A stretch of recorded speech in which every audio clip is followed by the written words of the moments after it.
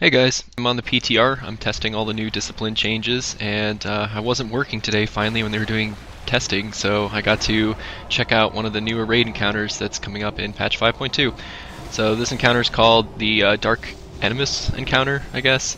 It's not a console style fight, but it is like sort of a lot of ads management and sort of coordination execution, more so than like any healing or DPS checks or anything like that. So on the poll here, like the little ads that we all have aggro, like each raider has one ad to themselves, they do a shitload of damage if you are next to another ad, so that's the reason we're so spread out, and that's why we have them sort of like the way, that's why we all grabbed aggro off the poles, so that they wouldn't clump up and just like one-shot a tank. The tanks can take two at a time, as you can see here, but they're taking a moderate amount of damage, and we are rolling all of our big cooldowns up front, so you can see him trying to intersperse like Pain Suppression and Barrier in between their big cooldowns. The comp we're doing right now for healing is we have two Resto Druids and me. I'm playing Discipline. I didn't actually do this to my maximum potential because we didn't have access to our glyphs page for testing, so I couldn't actually test the weakened soul glyph that I wanted to try out, and I still have, you know, crap glyphs now, like the increased range on Smite. But the two tanks I'm healing are both Paladins. And this isn't a group that is organized or coordinated, and the only thing I have to go on for this encounter is what's in the dungeon journal. I read it. I don't remember every little detail or mechanic. I just know kind of like after a few of attempts what does what and what to avoid, but you know, this is a group of complete strangers, and as you can see here, we almost get them down. So in this phase, when you do kill these little ads, they move their animus off into other ads, and then more ads spawn, and each of the ads in succession does more and more things. So we're just sort of taking our sweet time with picking them off.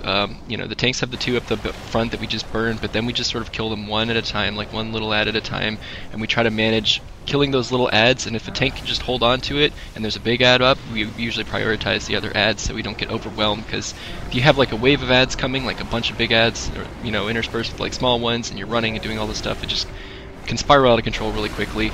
So the little ads, when they're close together, do this extra damage. When they're close to one another, they get an attack speed buff, is what it actually does. So, you know, people who are next to it who aren't a tank are just going to drop like in a second. It's like almost impossible to stop it. So you just need to make sure you're spread out. And it sounds easier said than done, but these slightly larger ads are called large Animus.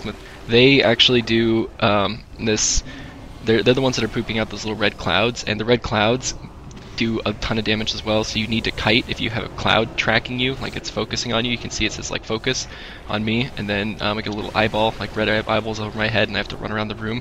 You want to try to kite that away from the group, and you also want to not really mess up the positioning that much if you still have like a lot of those little ads out, because if the little ads are still out, then you're going to kite through it, and you still have a little ad on yourself, you're going to get someone killed just like kiting by them, because your little ads are going to get together and they're going to get attack speed buff. So it's kind of hard to manage that, so you also want to manage like killing the little ads in a way that you don't get too many of those big ads up, because if there's too many big ads, there's too many clouds, too many people are moving.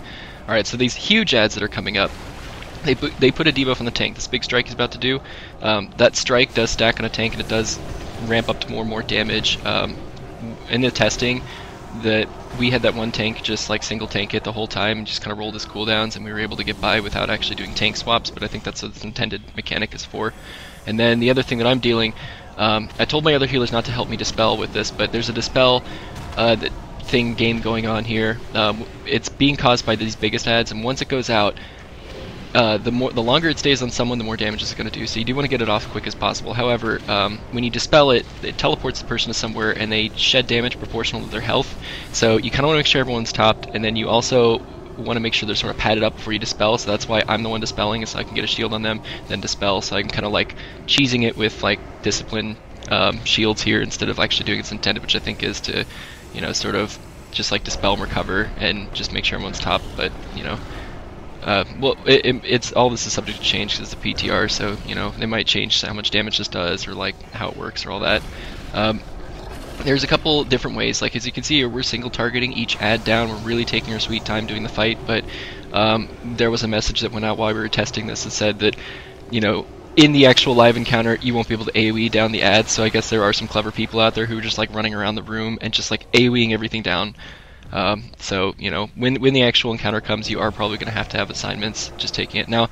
Here's the actual boss. When you do kill all the waves of ads, he does come out. Something about him we found out though is if you kill the ads too close to him, he'll come alive anyway, because the way, you know, these are all like robots. So when they die next to another robot, the other robot comes alive. So the people who are kind of like taking aggro off the pole in the back of the room, if their ads die in the back of the room, it's going to pull the boss.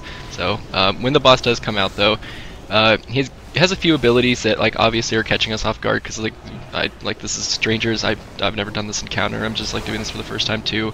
One thing he did, he wiped a tank earlier, is there's a little ring of little red bubbles that comes out. That increases your damage taken from melee attacks by like a lot. So the DPS and healers are supposed to grab that, or like people who aren't going to take aggro from anything. So those are the people you want soaking those little rings. He also does this big explosion thing that you see he's casting now. That interrupts your casting. As you can see here, I was casting a spell, it gets interrupted when it goes off. So you want to make sure you stop casting before it, but it's also very predictable. So as you can see, I could probably do a better job of like spirit shelling this if this were the actual like group, our group doing this encounter.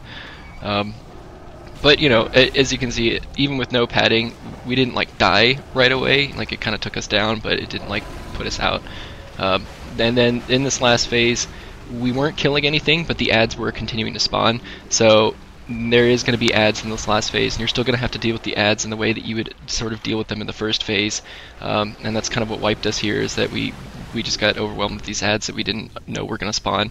But otherwise, it's appropriately attuned encounter, and with a little bit more practice, I think the group should be able to tackle it. And for the record, disc priests are absolutely fine in 5.2.